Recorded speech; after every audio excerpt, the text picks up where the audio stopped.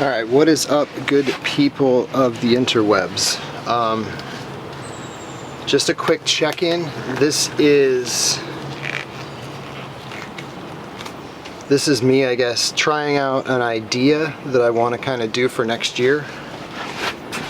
I'm thinking that I want to do sunflowers in buckets and kind of do them as a wall or a divider between I guess just between a neighbor property line. So I figure rather than sketch it out on paper and think about it all winter, I've still got enough time because it's July. Sure. Yeah, so July 13th, 2023. I'm going to put sunflowers in, and I just picked up some sunflowers from Home Depot in a pinch. These are the Mammoth sunflowers. I didn't really look into them too much. I don't know if that's focusing, but figure that this is as good of anything to try just to give these buckets a shot. They've kind of got random potting soil in them, but basically this one is done. This one's all full, but these came from Amazon at some point. They're just the inserts for the buckets. Bucket has a hole on it somewhere at the bottom, so when it fills up too much it drains out to leave a reservoir with some airspace. But anyways, I'm going to get this bucket filled up, and then we're going to plant these two, and then we'll kind of keep track of them, how they progress, I guess, through what's left of this growing season. It says 75 days on the package, so we'll see how that goes. Like I said, right now the only thing in the soil is just kind of what was left over from the stuff that was in it before. These are cocoa, and I'm gonna do a separate bin with some Ocean Forest Happy Frog, which is what I love to use kind of in a mix for seedlings and stuff. But anyways, trick that I have, or that I've found works best for me for these inserts, is to load up the bottoms with perlite. You basically just pack in the bottom with perlite. I had used these, the first time I used them, I just put soil all the way in, and I got water in the buckets too soon, and the water just created a nasty mess that the only solution was basically just to kill the plants and start over again. So from what I found online, the thing that makes most sense and has worked, I guess, sense for me is the perlite. So I'm going to load this bucket up with kind of this collection that I have of cocoa and perlite and whatever else was in it. I don't think there's any peat in that mix, but whatever nutrients. I'm going to add some worm castings to give it a little bit of nutrient for the seedling stage, and then within like maybe 2 weeks, once we get stuff going, I'll add some organic stuff on top, and then make sure that there's kind of a nice cover.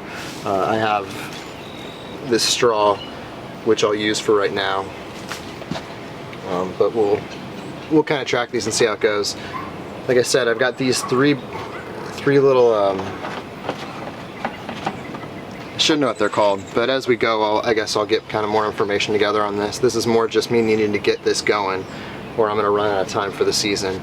So perlite's in this one. I'm wearing the gloves because recently, working with making a big batch of soil for seedlings, I got perlite jammed underneath my fingernail and it was terrible. So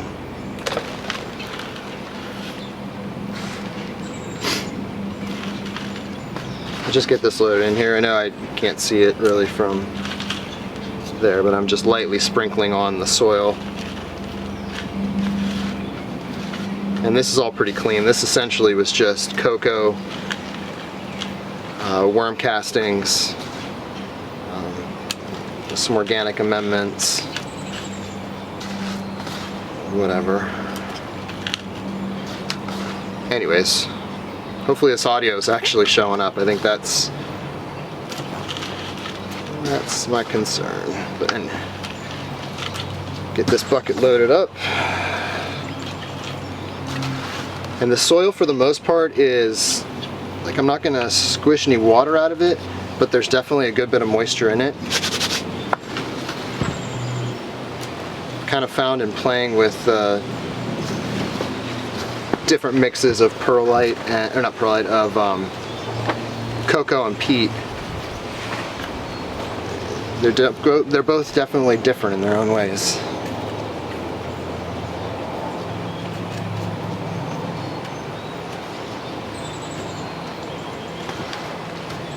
The peat gets dried out and it's no fun.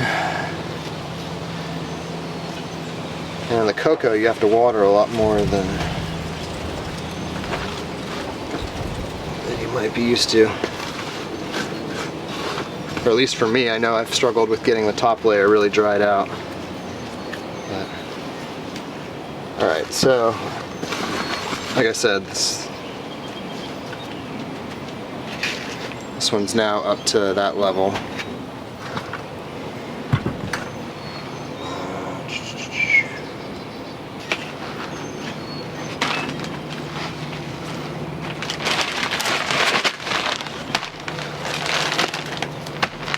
And since I'm making a video about it, I might as well do something a little ridiculous. But I'm going to put a I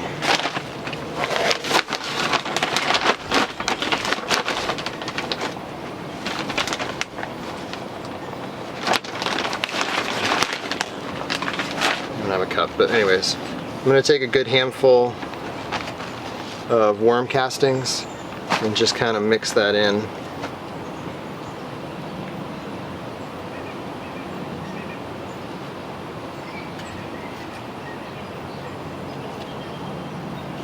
That in.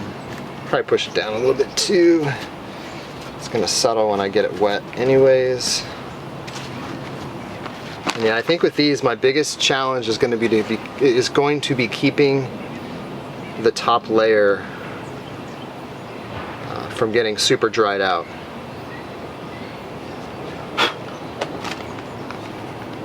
I'll let the plants go. I'm going to top water them for at least the first few weeks. Depending on how fast they grow. I imagine might be a month of top watering them before I fill the buckets. But we'll keep track of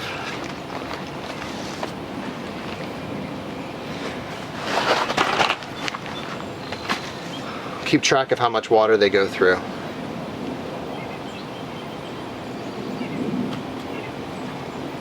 I think ultimately I'd like to have something where I can kind of cover the top and, like when it rains and whatnot, not get them, I don't know. We'll see how much of a problem it winds up being.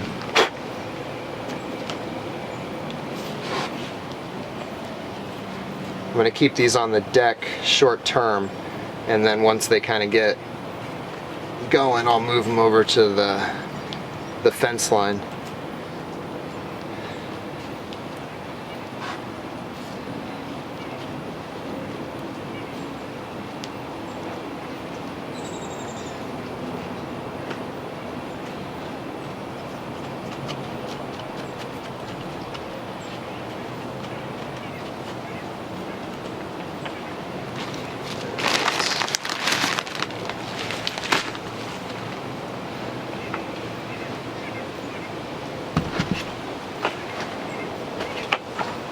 So we'll get that one out of the way. I'll do that later. I'm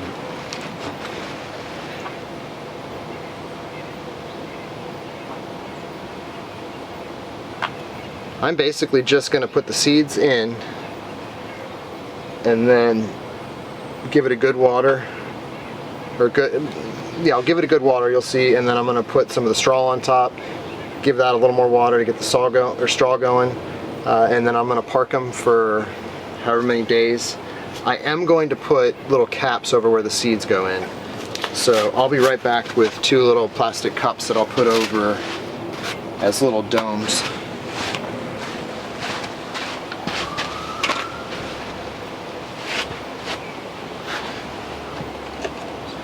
These are the cups I use. I usually use them for like seedlings and stuff when stuff goes into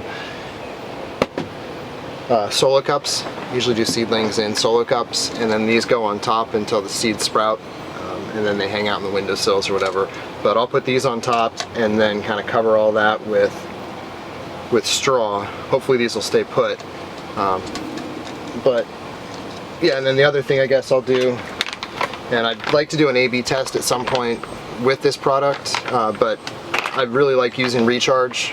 I think it's a great product to water with. It does a lot of, well, it seems to be there's a lot of benefit, a lot of bang for the buck with it. But anyways, I'm going to use this for a little bit of a dash around the seedling, water in, cover up, and then we're good to go. So again, the Fairy, I'm assuming Fairy Moore Sunflower Mammoth. And I'll plant 2 seeds in each, and then hopefully we get to pick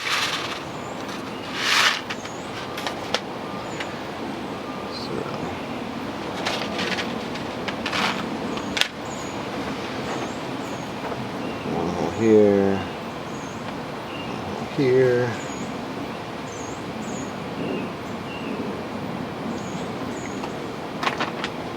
Could probably play with the location of the seeds, but I just for making it easy, just do a little bit of a sprinkle of this. This is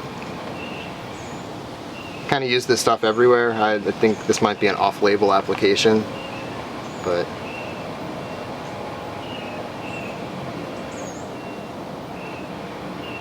it seems like everybody's got a product that they love to use, and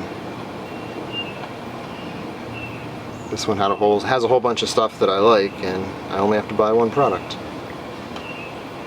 And it lasts forever. Alright,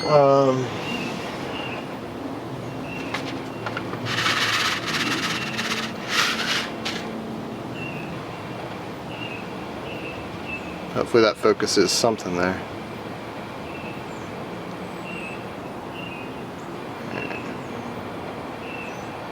You in there.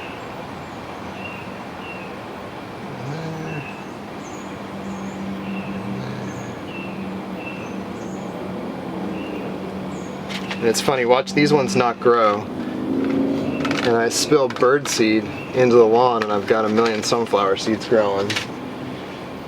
Alright, so we'll cover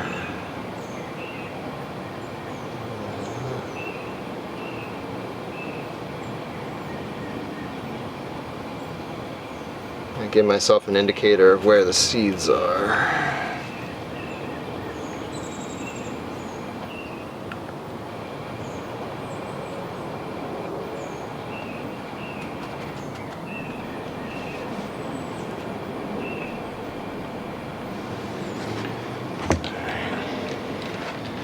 And my water is on a well, so for our drinking water we get reverse osmosis. And usually for like seedlings and stuff like that, for like small quantities, I use the RO water. So I am using RO water here. I don't use it for everything. This just being something that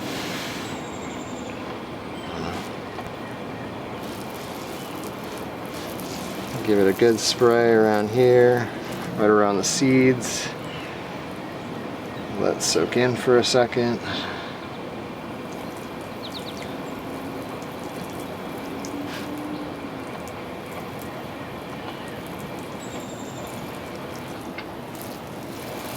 I'm definitely using more water, or more than I need to, but I figure being that it's cocoa and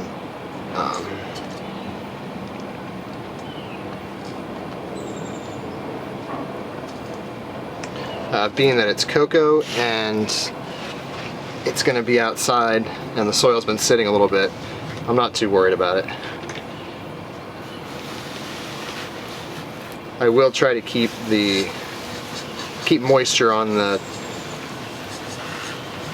top layer, and I'll pay attention to kind of the weight.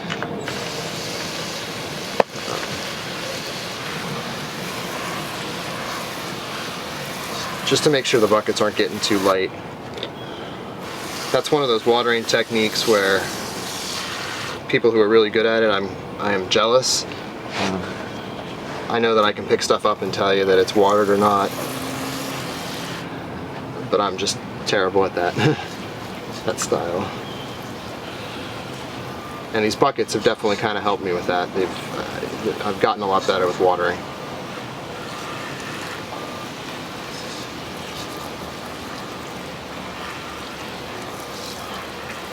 But anyways, this is just a kind of a silly experiment of growing sunflowers in these little grow buckets.